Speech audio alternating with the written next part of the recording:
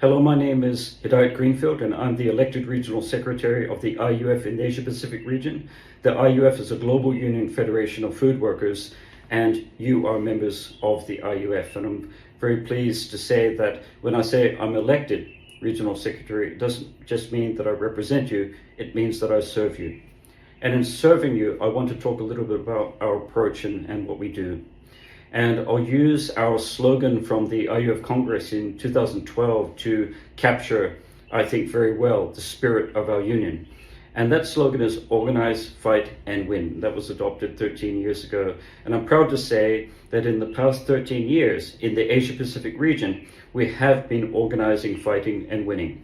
We've been winning secure permanent jobs for casual contractual workers, and that's lifted those workers and their families out of poverty, out of hardship, into a better life. And that's been a huge achievement, and they make fantastic union members today. We've also had tremendous success in fighting for more women to be recruited, hired, promoted, to get into the better skilled jobs with better pay in our fight for gender equality and women's rights. And that's been a success across the Asia Pacific region. Even in countries where you would think that is very, very tough, we've actually made more progress. We've also had success in fighting to eliminate, to stop sexual harassment. That fight is far from over. Just like the fight against bullying, sexual harassment and bullying in the workplace remains a huge problem, and we continue to fight against that. But we have won case over case over case, not through legal means, not through lawsuits, but in organizing, fighting, and winning through the union, and making sure that everyone is guaranteed a safe workplace, a workplace with dignity and respect, and that's very important. We've also been organizing in the sense of workers for the very first time forming a union in their workplace, winning union recognition, and negotiating collective agreements in workplaces where employers really tried to stop workers from exercising that fundamental human right, didn't want workers to be in a union, didn't want workers to combine together and build their collective power to negotiate, and to be able to sit across that table, look them in the eye as equals, and negotiate for change and improvement in their conditions. It sounds like a very simple thing, but it's huge, especially when the employer, backed by the government, doesn't want you doing that. And so again, organizing, fighting, and winning, tremendous wins across the Asia Pacific region over the last 13 years in building those unions and winning collective agreements for the first time and implementing those agreements. Now, I just want to talk a little bit about the terminology, because organize, fight, and win. Fight. There's different ways to fight. Obviously, when I say fight, what comes to mind is picket lines, strikes, and protests. But actually, there's a spectrum of fighting. It depends on the employer, not us. If the employer respects workers' human rights, if the employer is a decent employer, then our fight is across the negotiating table. We're negotiating, we're resolving grievances, we're defending the rights and interests of our members every single day, which is our responsibility, and we're making sure that our members have a safe workplace, they can work with dignity, they're fairly treated, and they get a fair share of the company's, the business profits in terms of a fair wage. And that kind of fight, it's a real fight, because you have to be well mobilized, you have to be able to negotiate and win those negotiations as well. That's a fight. It's also a fight when there are incidents of racism, sexual harassment, bullying. Well, that's a fight too. We have to tackle that. We have to identify the individuals involved, and we have to make it stop, and then we have to protect everyone from that. That's a fight. And so it's a whole spectrum from negotiations, talking, right across to industrial action, picket lines, and campaigns. All of that is some form of fight.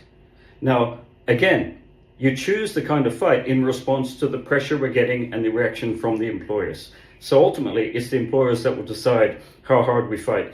If they treat our members badly, if they disrespect us, if they harass and bully and victimize our members, of course, it will escalate that fight. And yes, we'll be on the picket line, and yes, we'll be taking every action that's needed to restore the dignity, fairness, fair treatment of our members in that workplace, for the benefit of themselves, but also their families. I hope that's clear about fight. Now, here's the question. Organize, fight, and win. Will we always win? No. We can't guarantee that. We can't always guarantee we'll win. Now, in some cases, in very difficult workplaces, our members actually say where they're facing a very aggressive employer who's really bullying them, really attacking them, our members will say in certain countries, the very fact that we're fighting means we're winning. Because through that fight, we're restoring our dignity, we can look up, we can raise our eyes with some sense of dignity, and that means we're winning. We haven't given up. And I'm very proud of those members and their courage in those situations. But generally, can we guarantee we'll win? No. But what we can guarantee, 100%, is that if we don't fight, we won't win. When we talk about organize, I just want to be clear about that first part. Now, organize doesn't mean you recruit people or sign them up and stick them in the union. Organize means our members are aware and care. They're aware of the issues and they care about the issues. They're aware of what's happening to our fellow workers. They're aware of what's happening to women workers. They care. They want to stop the discrimination. They want to stop the unfair treatment. And they act in solidarity, which is basically compassion. And all of us, in some way, in all of our religions, in all of our spiritual beliefs, have a sense of compassion. And so just acting on that. I think it's very human, but unfortunately, we live in very tough times, and it's very difficult to find that compassion in the workplace and in society. But that's what we do. Acting on compassion, caring about each other, taking care of each other, intervening, combining together to protect each other from these abuses. And that's really it. Organizing, yes, you're in the union, but you have to be aware and care. Now, I think that all sounds obvious to many of you, but there's another approach, there's an alternative to organize, fight, and win. And that is mobilize, vote, and wait. There is an approach in the trade union movement, which is to mobilize workers to vote for a political party, and then everything will come from that. The problem with that is that then workers' power, the collective power we have as workers, is seasonal.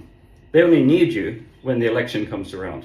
In between that, no one cares, and that's when we really suffer. And the problem is the wait. Organize, vote, and wait. I think anyone that's telling you to wait doesn't understand how hard it is out there. They don't understand the cost of living crisis. They don't understand the debt.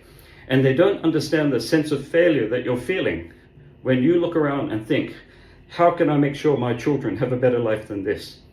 And that possibility is being cut away each and every day that we're getting smashed on our wages and benefits and our conditions and job security. And I think what unites my members across 21 countries, all different cultures, all different religions, all different languages, all different sectors, from farms to factories to hotels, is the desire, the hope that our children will have a better life than this.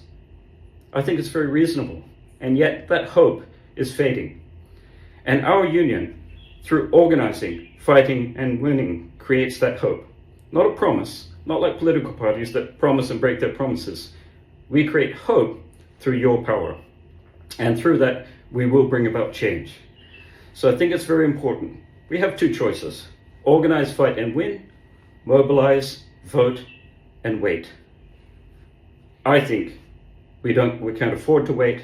I think it's hard out there, and we have to fight to improve the conditions at work, the wages, the benefits. We have to tackle all of these challenges that our members face and their families face, and make sure that you can ensure a better life for you and your families now, and a better future for your children. As your elected regional secretary, that is my responsibility, and I serve you.